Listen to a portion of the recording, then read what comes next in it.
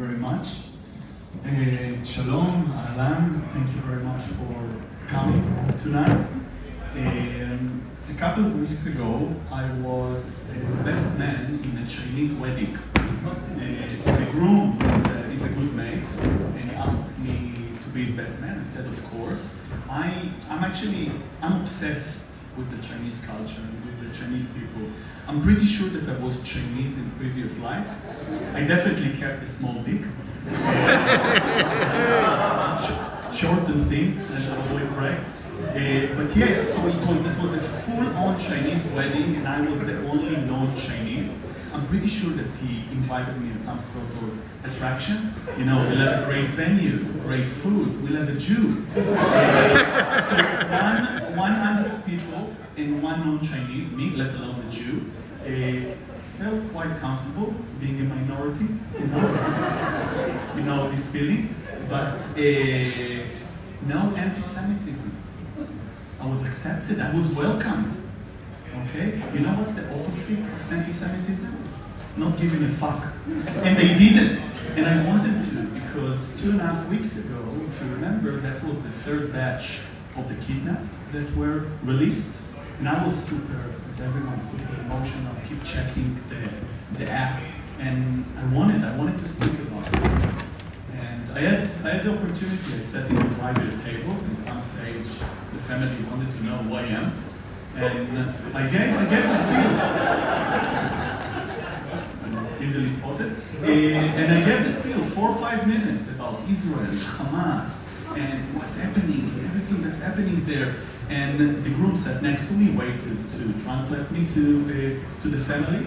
And after 4 or 5 minutes, I finished, and he spoke very briefly, like one sentence. I told him, did you capture everything?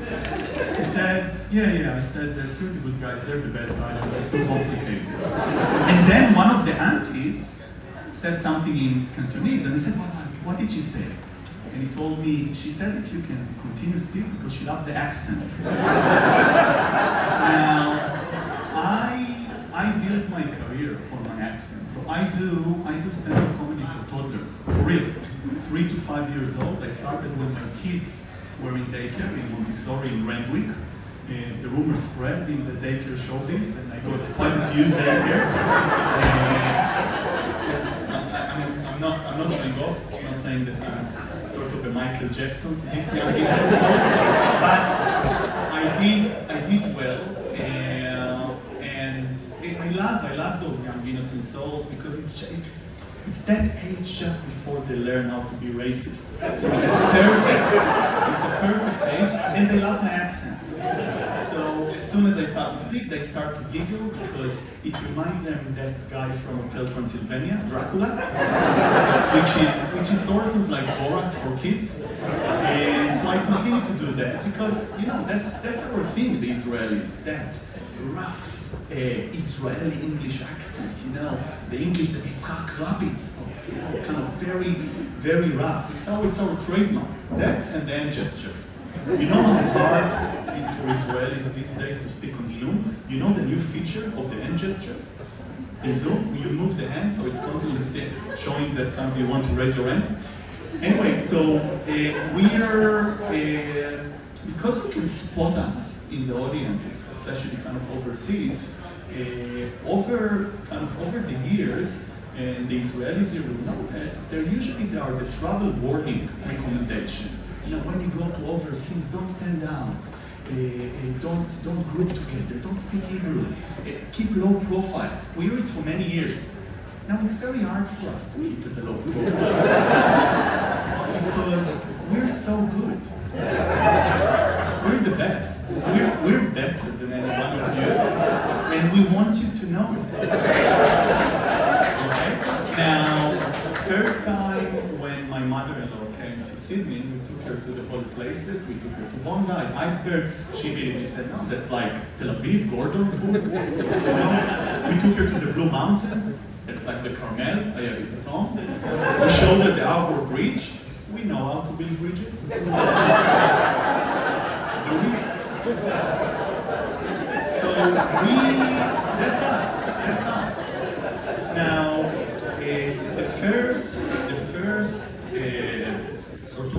death or near-death encounter that Israelis have overseas is the minute that they go out of the airport and get into a cab. You know, cabs, that's the smelly cars before the mint-flavored Uber. In Australia, cabs are like a Kinder egg. You open and you never know which Lebanese you're going to get. So now there is a school of thoughts, a very popular school of thoughts among the Israelis that basically says when you enter a cab and the cab driver asks you where you're from, never say Israel. Never say Israel. Always pick a random country with preference to one of those Eurovision countries that didn't vote for us, just one because they're anti-Semitic. You know, something like Malta or Macedonia. The best one, Montenegro. Who knows where it is? It's a conversation killer. Say Montenegro, done. Cruising on. Now, I always say Israel. You know, a brave little Jew. Always say Israel. And my first encounter in a cab in Melbourne, out of the airport, entering a cab, lo and behold, the Lebanese driver, he picks my accent, I pick his accent, where are you from? Israel, where are you from? Lebanon, and we started to speak. Now, we started to speak, I speak Arabic. I learned Arabic in the army. Nothing too glorious. I was at a combat, I was way back at a support role. You know how it works in the Israeli army? So in the Israeli army, usually when you are getting to, you know, you're year 12 or 11 and getting the letter from the army and they examine you, you get a rank. You call it a profile, you get a rank, usually based on your physical conditions. So you have 97, that's the highest, that's like Chuck Norris or Schumacher. You know, that's like the top one. And I was very kind of low. Now, by the way, why 97 and not 100? That's usually the question. The urban myth is that because of that we circumcision. So imagine that if we had a fully hooded goy dick, we could have been the best army in the world. That's one of the excuses that Bibi is using now. And as I said, I was really kind of low, so I was sent to a special training that kind of in my unit, if you collect all of us, you don't get 97. Missing organs, like an organ farm.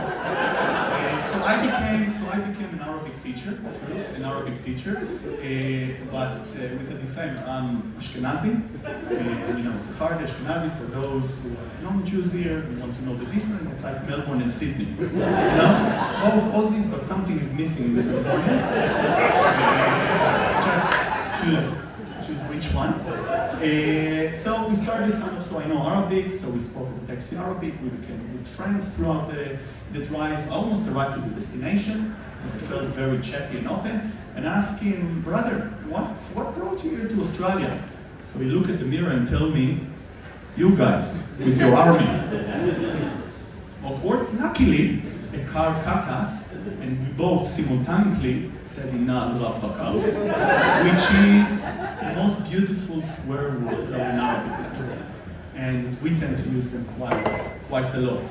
We're not only the same with swear words, also fruit. Okay, when we lived in Melbourne, we used to live in Melbourne, we used to do the green grocery shopping in the west side of Melbourne, in a suburb called Altona. It was kind of a Lebanese Muslim community there, or as Altona was the suburb, or as the Jews in Caulfield refer to it, where? And we used to, my wife and I, when we used to go there, we used to follow the rules. Don't speak Hebrew, don't stand out. We used to speak English between the aisles. And then my wife spotted at one visit the probably most amazing sweet treat ever. Okay? And she was calling me from one side of the aisle to another, darling, would you like a bit of a knafe? Now, as she said that, like meerkats, everyone, where are you from? Israel, hello brother, and we became friends. They introduced us to the butcher. Hello, my name is Jihad, but you can call me Jimmy. I'll speak with Jimmy. And he kept saying, I want to visit you in Israel, I want to visit. No, we can catch up in Westfield. Let's stay local here. Now, and it goes on. Now, one last story that I want to share is that a few months ago, we moved to the Shire. So we live now next to Cronulla in a settlement called Caringbah. We to basically increase the volume of Jews from 0 to 6. So 4 more and we have minyan. So we definitely claim it. And when we moved, the kids were still at school at this side of town. So for a few weeks, we used to drive them every morning. And one morning, my wife went out to work. She took the 2 sets of keys. Okay, by mistake. So at 8 a.m. I need to go, stuck. What do? Uber doesn't come. I said, all right, 1-3 cabs. Order 1-3 cabs. Muhammad comes in. Full on beard, no mustache, the big yarmulke. Okay, kids are at the back. The 3 kids at the back. I'm at the front. We starting kind of to go. And I always know I count 2 traffic lights and then the question comes up. So, where are you from? And I said, Israel. Where are you from? Palestine. Palestine. And I said, voila. And kind of a bit more, we're driving, we're reaching out right on La Sense, time goes by. And then I said, all right, let's use my Arabic. من وين أنت? من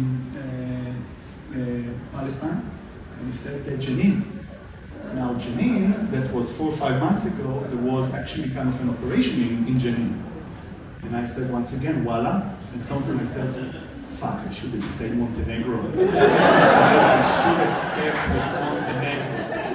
So anyway, so he continued, yeah, he said kind of, yeah, quite a balagan. He actually used the word balagan, mess. It's quite a mess there. And I said, oh, I'm not sure where it's going. Checking kind of the kids there, just in their phones and stuff like that. Couldn't care less. And we continued to drive very awkward, 4 or 5 minutes of awkward silence. And then he tells me, from the first moment I saw you, from the first moment I thought, you look exactly like my cousin Samuel from Tourel. Brother. And we started kind of chat and it was a really good drive. That's it from me. Thank you very much.